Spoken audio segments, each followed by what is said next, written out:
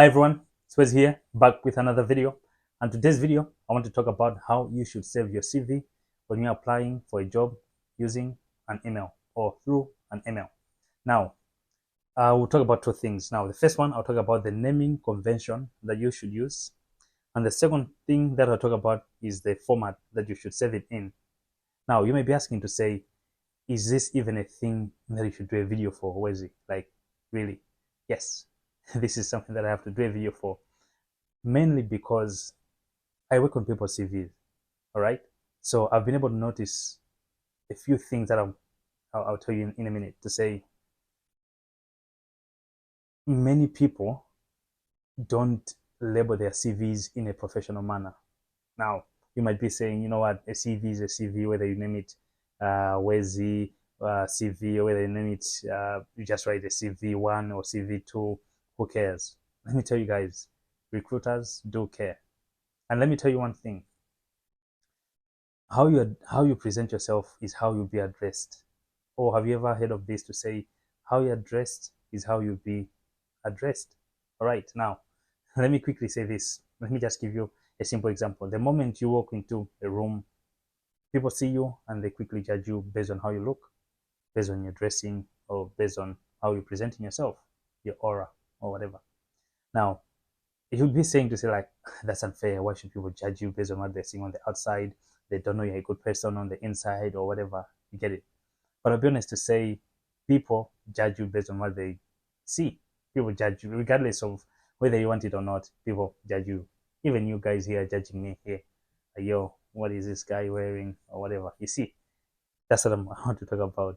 You judging me. But anyway, so let me talk about why I'm doing this video and why this is very important and what you should do.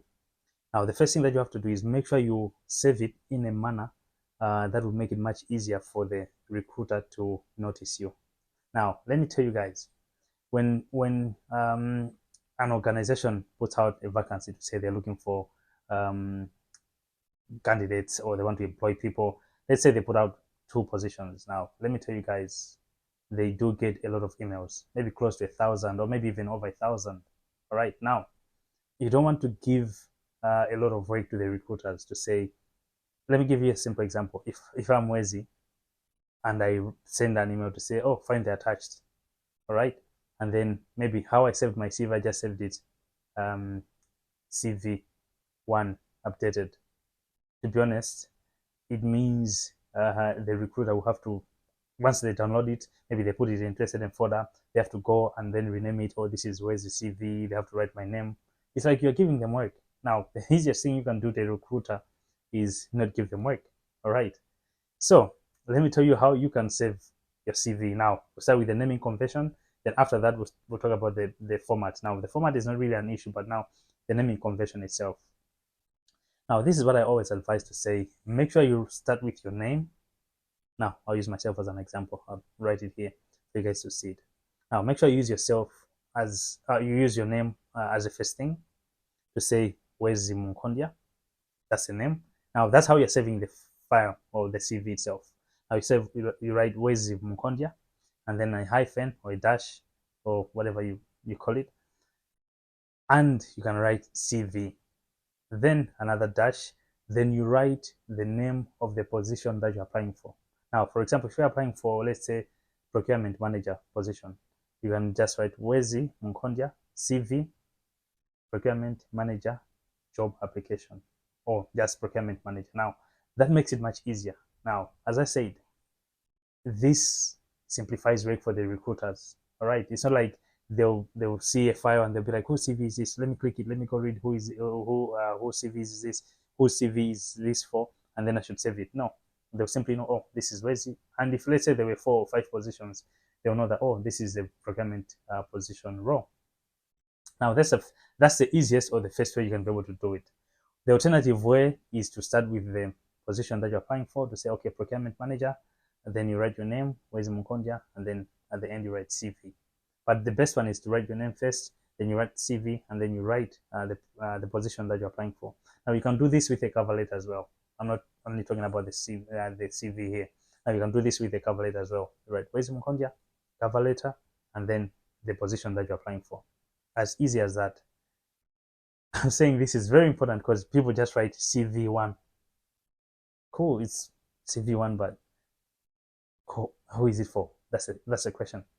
Now, so that's the first thing that we'll talk about, the naming convention. Now, the second thing that we want to talk about is the format. Now, should you save it as a PDF or should you save it as in Word document? Now, for this one, I always advise to say you should save it in a PDF format, mainly because it doesn't distort the layout for the CV. You know, like different CVs have different layouts, and if it is in a Word document and you send it to someone else, the layout may be distorted, right? So if you don't want the CV format to be distorted, I always advise you should use a PDF. But there are some other jobs that they even say only use Word document for this application. Now, make sure you read the instructions before you apply. If there is anything to do with the format, make sure you save in the format that they have requested. But if they haven't said anything to do with the format, then it's just okay to save it in a PDF format. All right, so that's it, guys. Now, as I said, these are very important things. Now, they seem simple, and I mean, who cares? Guys, trust me, these recruiters do care, because sometimes they see you as not, they see you as someone who is not serious. I mean, you can't even label your CV in a proper manner. You get it? You get it? So yeah, that's it, guys. Now, let me just quickly say one thing. People do ask to say, should you put the CV and the cover letter in one form, like in one document, or maybe they should be separate?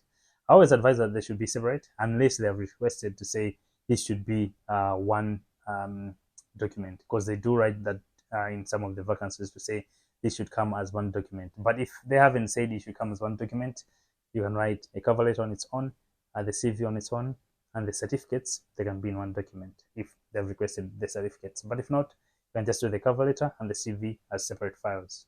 All right, yeah, that's it, guys. I hope you find this helpful. If you're not saving your CV in a proper manner, make sure you go save it in a proper manner. All right, yeah. I'll see you guys in the next video. If you find these videos helpful, make sure you share with someone else that may benefit from these videos. Thank you, guys. I'll see you guys in the next video. Peace.